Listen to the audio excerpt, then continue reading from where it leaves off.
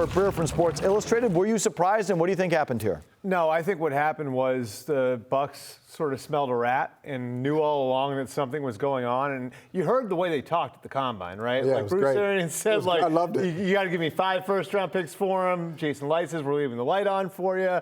So, to me, I don't think Tom Brady ever closed the book on playing again. In fact, if you go back and look at it, it looked like he was forced out. Did Tom Brady want it to look like he was forced out, like he was kind of pushed into something he wasn't ready for? It feels like a lot of this was orchestrated, where maybe he was going to do the Favre thing where he waits the team out the same way Brett Favre waited the Jets out in 2009. Remember, the Jets draft Mark Sanchez, then he's, just let me go now. And then a few months later, he's a Viking. All right, so we were joking about it off the top, 40 days, 41 days. It was a pretty quick retirement, and it didn't even take him 40 days to make up his mind. Remember, 1 week in, he said, you never say never. Wait a minute, you said never last week. Now you're saying never say never.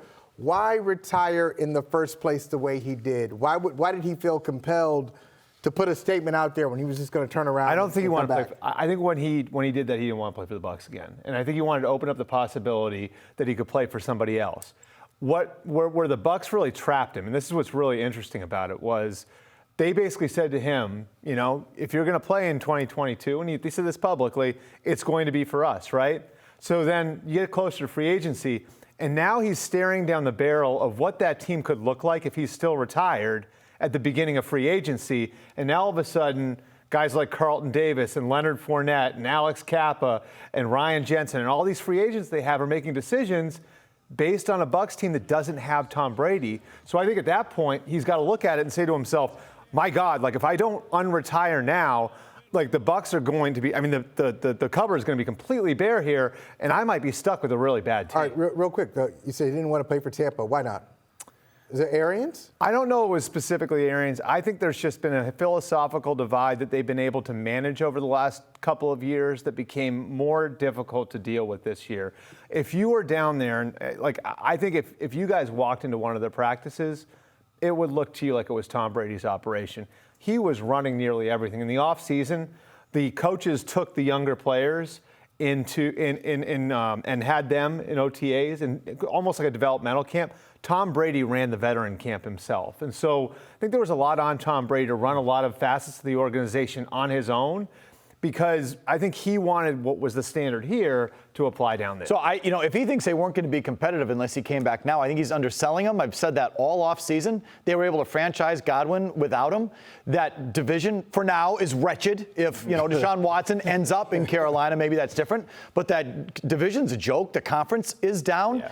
Tampa's a contender next year. They're a contender next year with just an average quarterback. Never mind Tom Brady. But if they lose Ryan Jensen, right? They kept him. Got him back. If they lose Ndamukong Suh, if they lose Carlton Davis, if they lose Jason Pierre-Paul, because remember, those guys are all making their own individual decisions. And if Tom Brady's just saying to those guys, I'll decide in June, those guys are out the door. I understand. I think they contend with or without those guys. Do you think this is over?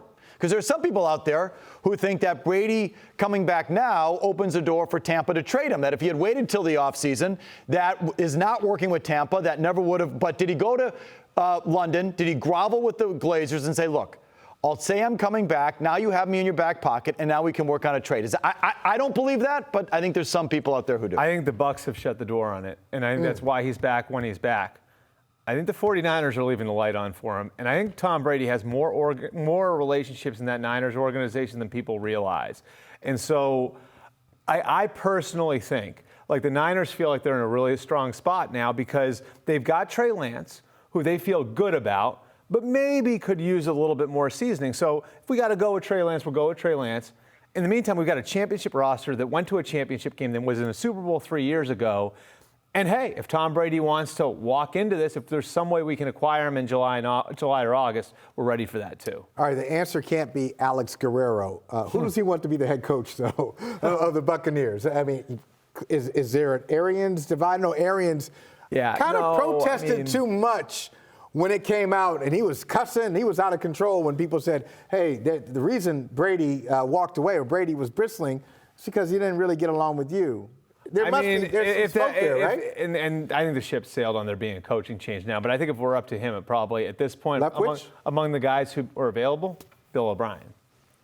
What? He wants Bill O'Brien? That was who I've told you guys this before. That's who was going to be the head coach. Like, that's who Tom Brady helped to line up as the head coach if he had won the power struggle with Bill Belichick in 2017. If Belichick is out of here after everything that happened in 17, I'm telling you, Bill O'Brien would be the head coach right now. So listen, and Brady would still probably still be the quarterback. Summing it up, is there a lesson to be learned here? And what I mean by this is, should the Patriots have done what the Tampa Bay Buccaneers did 3 years ago when Brady asked, I'll play you one more, and Robert said, all right, I won't franchise you. Instead of saying that, should Robert have said, you know what, Tom, we love you. We mean it. We have your contract rights. Either you play for us or you're going to have to retire, and that's it. Because that's what the Buccaneers have done, and they're in the driver's seat. Should the Patriots have done that? This is one that's close to you. Haven't the Packers learned from what the Patriots did with Tom Brady? Like, the Packers had all these principles they stuck to forever, right? And what are they doing now? They are bending over backwards. I'm glad you brought it up. I'm glad you brought it up because I want to know how he feels about it. But is that not? Because you want the Patriots to do it. Is that not what this is? Well, no. I'm torn about Aaron Rodgers. Yeah. I would not. I know what you're saying. What I really wish is that Jordan Love could play, and they could give Aaron Rodgers the finger and kick him out the door. Is what I want. I know what you're saying, but I'm saying like I think the Packers were affected by what happened with Brady and the Patriots, and I think the Packers to some degree said to themselves, when you have somebody that special in your building, don't throw him out. Accommodate him. And if it means creating a 2 or a 3 year window, which is what Tampa did. Tampa created like a 2 to 3 year window for themselves, and they said, the hell with 2024. We've got Tom Brady in our building right now. Okay, I'm not even talking about emptying the bucket for the guy. I'm talking about we have your contract rights, and we're going to. But that's what it would have taken. That's what it would have taken to keep him, though. No, he wouldn't have quit. Can't you tell he's chronic? He can't quit this thing. So the Patriots couldn't get him. We could have been his receiving core, and the coach could have been, freaking Steve, our producer. Brady would have stayed and played because he's chronic. He couldn't quit. So the Patriots could have played hardball with him, and they didn't. Yeah, and that's the thing. That's the funny thing, because now it's almost like the kid who was, had a strict household and finally going somewhere and he's getting everything on candy all the time, whatever, because the Patriots didn't let him do any of this stuff, right?